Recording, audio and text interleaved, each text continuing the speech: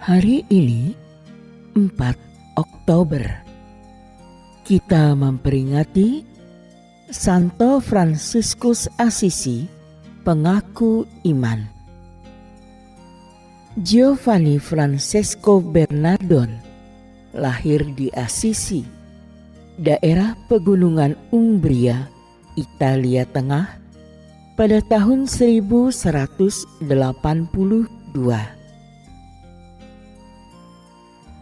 Ayahnya Pietro Bernardon, seorang pedagang kain yang kaya raya. Sedang ibunya, Johanna Donna Pica, seorang putri bangsawan Picardia, Perancis.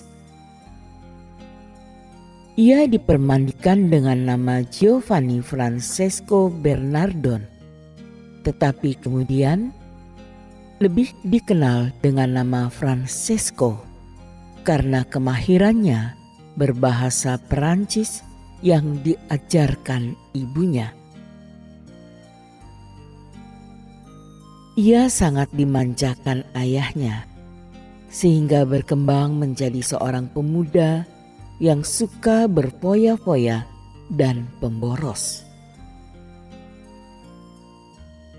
Pada umur 20 tahun, ia bersama teman-temannya terlibat sebagai prajurit dalam perang saudara antara Assisi dan Perugia. Dalam pertempuran itu ia ditangkap dan dipenjarakan selama 1 tahun hingga jatuh sakit setelah dibebaskan. Pengalaman pahit itu menandai awal hidupnya yang baru. Sungguh suatu kehidupan pribadi yang datang di luar bayangan orang sedaerahnya dan orang tuanya. Tak lama kemudian, ketika ia sedang berdoa di gereja San Damian di luar kota Assisi, ia mendengar suatu suara keluar dari salib Yesus. "Fransiskus, perbaikilah rumahku yang roboh ini." Fransiskus tertegun sebentar, lalu dengan yakin mengatakan bahwa suara itu adalah suara Yesus sendiri.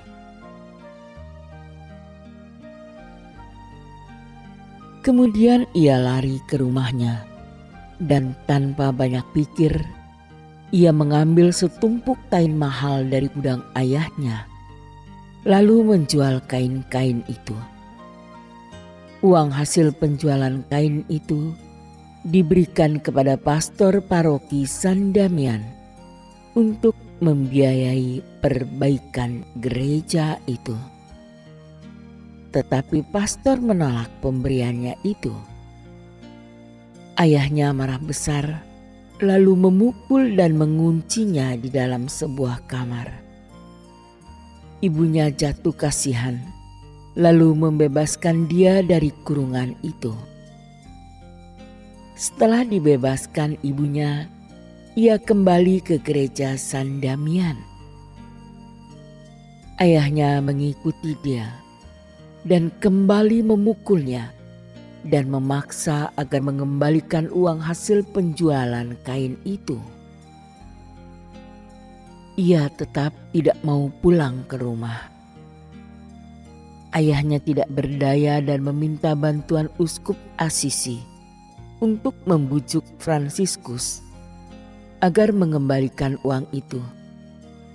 Fransiskus patuh pada uskup. Dan di hadapan uskup Assisi, ia melucuti pakaian yang dikenakannya sambil mengatakan bahwa pakaian-pakaian itu pun milik ayahnya. Dan semenjak itu hanya Tuhanlah yang menjadi ayahnya. Sang uskup memberikan kepadanya sehelai mantel dan sebuah ikat pinggang. Inilah pakaian para gembala domba di Umbria yang kemudian menjadi pakaian para biarawan Fransiskus. Fransiskus tidak kecut apalagi sedih hati dengan semua yang terjadi atas dirinya. Sehari-harian ia mengemis sambil berkhotbah kepada orang-orang yang ada di sekitar gereja San Damiano. Ia menolong orang miskin dan penderita lepra dengan uang yang diperolehnya setiap hari. Ia sendiri hidup miskin. Ia disebut orang sekitar dengan nama poverello atau lelaki miskin. Cara hidupnya yang miskin tetapi selalu gembira dan penuh cinta kepada orang-orang miskin dan sakit menarik minat banyak pemuda. Pada tahun 1209 ada 3 orang bergabung bersamanya, yaitu Bernardus Guantevalle, seorang pedagang kaya, Petrus Katana, seorang pegawai, dan Giles, seorang yang sederhana dan bijak. Harta benda mereka pun dipakai untuk melayani kaum miskin dan orang sakit. Bersama ketiganya, Fransiskus membentuk sebuah komunitas persaudaraan yang kemudian berkembang menjadi sebuah ordo, yaitu Ordo Saudara-saudara Dina atau Ordo Fransiskan. Tak ketinggalan wanita-wanita. Clara, seorang gadis Asisi, meninggalkan rumahnya dan bergabung juga bersamanya. Bagi Clara dan kawan-kawannya, Fransiskus mendirikan sebuah perkumpulan khusus. Itulah awal dari kongregasi suster-suster Fransiskan atau Ordo Kedua Fransiskan. Fransiskus ditahbiskan menjadi diakon dan mau tetap menjadi seorang diakon sampai mati. Ia tidak mau ditahbiskan menjadi imam. Tetapi Fransiskus berusaha hidup menyerupai Kristus. Sebagai tambahan pada kaul kemiskinan, kemurnian dan ketaatan, ia menekankan juga penghayatan semangat cinta persaudaraan dan kesederhanaan hidup. Ordo Benediktin yang sudah lama berdiri membagi mereka sebidang tanah. Demi sahnya komunitas yang dibentuknya dan aturan hidup yang disusunnya, ia berangkat ke Roma pada tahun 1210 untuk meminta restu dari Sri Paus Innocentius III. Mulanya Sri Paus menolak, tetapi pada suatu malam dalam mimpinya, Paus melihat tembok-tembok Basilik Santo Yohanes Lateran berguncang dan Fransiskus sendiri menopangnya dengan bahunya. Pada waktu pagi, Paus langsung memberikan restu kepada Fransiskus tanpa banyak bicara. Semangat kerasulannya mulai membara dari hari ke hari. Dalam hatinya mulai tumbuh keinginan besar untuk mempertobatkan orang-orang Muslim di belahan dunia timur. Pada musim gugur tahun 1212, ia bersama seorang kawannya berangkat ke Syria. Tetapi nasib sial menghadang mereka di pertengahan jalan. Kapal yang mereka tumpangi karam dan mereka terpaksa kembali ke Italia. Pada bulan Juni 1219, ia sekali lagi berangkat ke belahan dunia timur bersama 12 orang temannya. Mereka mendarat di Damaita, delta Sungai Nil, Mesir. Di sana mereka menggabungkan diri dengan pasukan perang salib yang berkemah di sana. Nasib sial menimpa dirinya lagi. Ia ditawan oleh Sultan Mesir. Ia berharap dengan pertemuan dan pembicaraan dengan Sultan, ia dapat mempertobatkannya. Sultan menerima dia dengan baik sesuai adat sopan santun ketimuran. Namun pertemuan itu sia-sia saja. Sultan tidak bertobat dan menyuruhnya pulang kepada teman-temannya di perkemahan setelah mendengarkan khotbahnya. Setelah beberapa lama berada di Tanah Suci, Fransiskus dipanggil pulang oleh komunitasnya. Selain itu, ia mendirikan lagi Ordo Ketiga Fransiskan.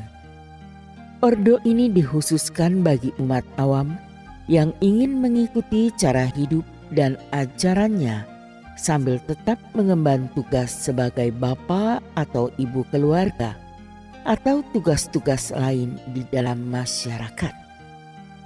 Para anggotanya diwajibkan juga untuk mengikrarkan kaul kemiskinan dan kesucian hidup. Kelompok ini lazim disebut kelompok tertier. Tugas pokok mereka ialah melakukan perbuatan-perbuatan baik di dalam keluarga dan masyarakat dan mengikuti cara hidup Fransiskus tanpa menarik diri dari dunia. Ordo Fransiskan ini berkembang dengan pesat dan menakjubkan. Dalam waktu relatif singkat, komunitas Fransiskan bertambah banyak jumlahnya di Italia, Spanyol, Jerman, dan Hungaria.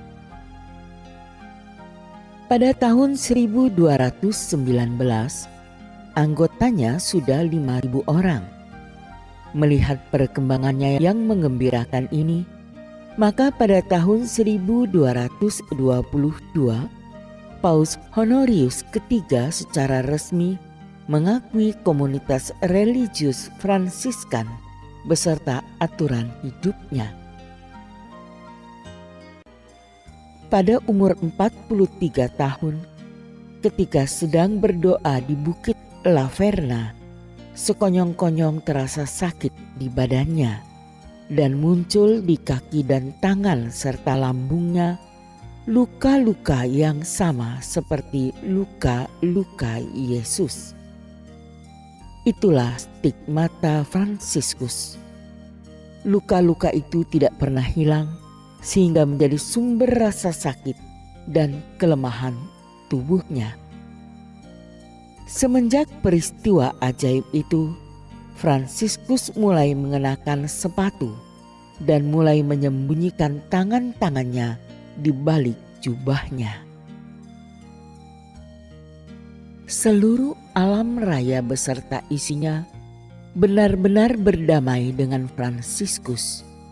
Ia dapat berbincang-bincang dengan semua ciptaan seperti layaknya dengan manusia. Semua disapanya dengan saudara, saudara matahari, saudari bulan, saudara burung-burung, dan lain-lain. Ia benar-benar menjadi sahabat alam dan binatang. Lama-kelamaan kesehatannya semakin menurun dan pandangan matanya mulai kabur. Dalam kondisi itu, ia menyusun karyanya yang besar, yaitu Gita Sang Surya. Salah satu kidung di dalamnya yang melukiskan tentang keindahan saling mengampuni dipakainya untuk mendamaikan uskup dengan penguasa Asisi yang sedang bertikai. Menjelang tahun-tahun terakhir hidupnya, ia mengundurkan diri sebab di antara saudara-saudara seordo terjadilah selisih paham mengenai penghayatan hidup miskin seperti yang dicintai dan dihayatinya sendiri. Pada tanggal 3 Oktober 1226, dalam usia 44 tahun, Fransiskus meninggal dunia di Kapela Portiuncula. 2 tahun berikutnya, ia langsung dinyatakan kudus oleh gereja.